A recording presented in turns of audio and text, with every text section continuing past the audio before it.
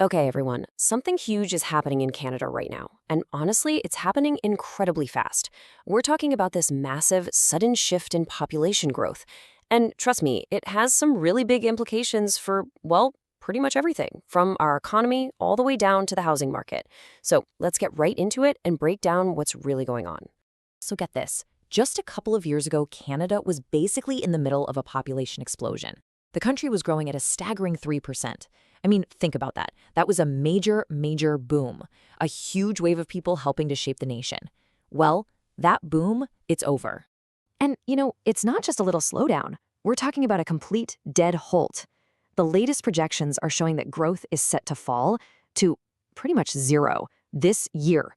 I mean, just let that sink in. Going from 3% to basically nothing in such a short time, that's not tapping the brakes, that's slamming them on in a speeding car. So, the big question is, right? What on earth is behind this incredible reversal? I mean, how did Canada go from a full-on sprint to a dead stop so quickly? Well, it's not just one single thing. It's more like a perfect storm of some really powerful forces all hitting at the exact same time. Okay, so to really get our heads around this, we're going to break it down into 5 key shifts. First, we'll look at the global picture. Then, a massive change in our own natural population. After that, we'll talk about the end of a housing supercycle. Then, we'll see how this whole thing looks different depending on where you are in the country. And finally, the big one, what this all means for the economy's new speed limit. All right, first up, it is absolutely crucial to understand that this isn't just a Canadian story. Not at all. We're actually part of a much bigger worldwide trend that's affecting pretty much every developed nation out there. You could think of it as a global headwind that we're all sailing right into. Now, this chart really puts things into perspective. Yeah, Canada's drop is super sharp, but just look around us. The US, they saw growth of just 0.5% last year. And if you look across all the G10 advanced economies, growth is already chugging along at less than 1%. So yeah, our old average of 1.1% was pretty strong, but the new reality is this global slowdown that we just can't ignore. And here's the big takeaway from all that. It's actually pretty simple. When you have fewer people joining the workforce, there's really only one way for your economy to grow, and for all of us to have a better standard of living. And that's for each worker to become more productive. This puts a ton of pressure on innovation and efficiency, not just for us here in Canada, but for the entire developed world. Okay, so you've got that big global trend pushing down on us. But at the exact same time, it's colliding with a huge shift that's happening right here at home. This goes beyond just immigration numbers. We are literally on the verge of a historic demographic turning point for Canada.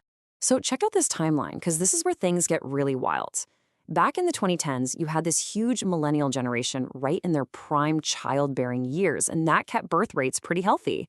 But now, well, as they get a little older and fertility rates keep dropping, we're getting closer and closer to a major tipping point. By 2028, and this is a big one, it's projected that for the first time ever recorded in Canada, more people will die than will be born. The consequence of that is just undeniable. I mean, with a natural decline in population just around the corner, immigration isn't just one piece of the growth puzzle anymore. It basically becomes the essential engine we need to keep the economy from stagnating. So getting our immigration policy right, it's more critical than it has ever been. Okay, point number 3. Let's talk about something that affects millions of us directly: housing. For the last decade, we've had this massive demographic wave, right? All the millennials entering their prime home buying years. And that fueled a truly historic housing boom. Well, that wave, it's just about to crash on the shore. This comparison really shows you the whiplash.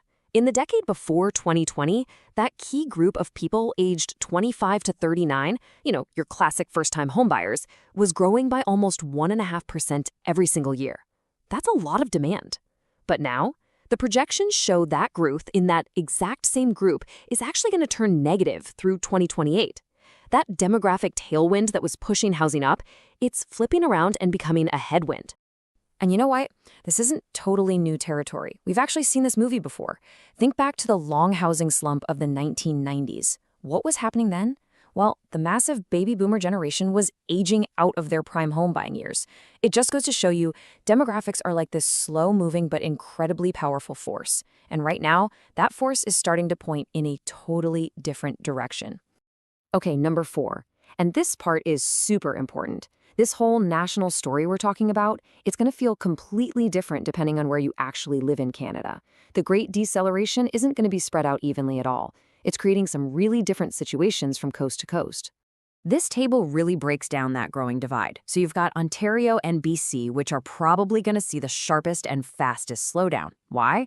Because so much of their recent growth came from non-permanent residents, and those numbers are being capped. Then there's Quebec, which is kind of facing its own long-term challenge of near-zero growth. But then look over at the prairies. Places like Alberta are completely bucking the trend. They're expected to keep growing strong, mainly because they have younger populations. And these regional differences, they're going to have some very real-world consequences. You could see housing markets cool off in some provinces while staying hot in others. Provincial governments are going to face totally different problems too. Some will be scrambling to build infrastructure for more people, while others might be dealing with a shrinking tax base and figuring out how to pay for things like healthcare. It's really one big slowdown, but it's creating a bunch of very different local stories. Okay, last but not least, let's tie this all together and look at the big picture, the entire Canadian economy. What does this whole slowdown mean for our country's ability to create wealth and prosperity down the road? So to get this, we have to talk about a concept called potential growth. Now, the easiest way to think about it is like an economy's speed limit. It's the fastest it can grow year after year without overheating and causing a bunch of inflation. And that speed limit is basically set by two simple things: having more people working, which is the labor part, and making each of those workers better at what they do, which is the productivity part.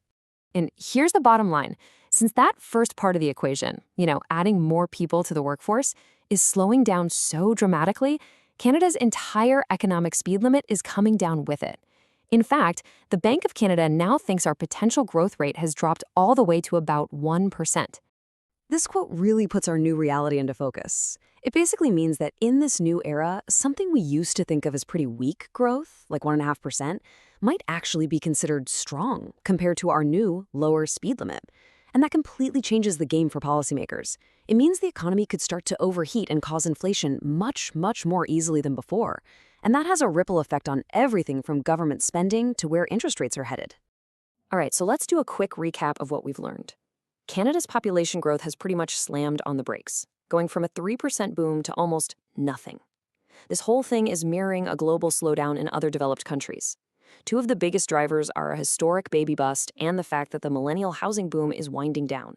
And remember, this impact is going to be really uneven, creating a big divide between the provinces. And the big takeaway?